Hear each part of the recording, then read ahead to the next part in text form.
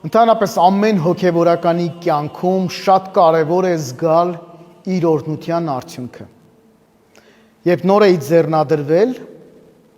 ձմռան ցրտաշունչ մի օր, ինձ ասացին, որ պետք է մկրտություն կատարեմ 6 օրական մի երեխայի, որը մահամերձ էր 40 աստիճան տաքության մեջ, բժիշկները այլևս որևէ հույս չէին տալիս, բայց հավատավոր ծնողները ցանկանում էին, որ իրենց զավակը մահանա իբրև քրիստոնյա։ 3 հոգի էին մասնակցում այդ մկրտությանը, ծնողները եւ կնքահայրը։ Չեմ թաքցնում, ես իմ կյանքի ընթացքում 6 օրական երեխա տեսել էի, բայց երբեք չեմ բռնել։ Եվ շատ դժվար էր։ Բայց ես սրտանց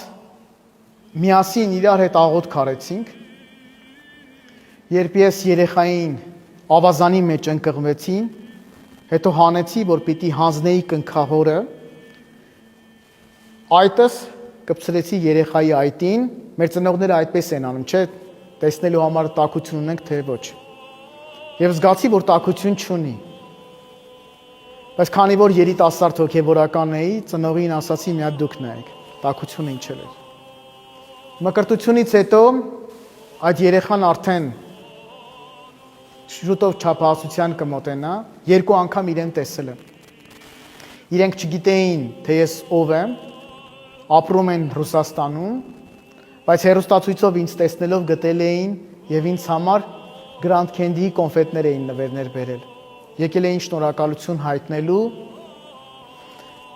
Ես շատ ուրախացա եւ ասացի, որ դա ձեր հավատքի արդյունքն էր, բայց նաեւ ուրախացա, որ Աստված պահում է այդ օրհնությունը,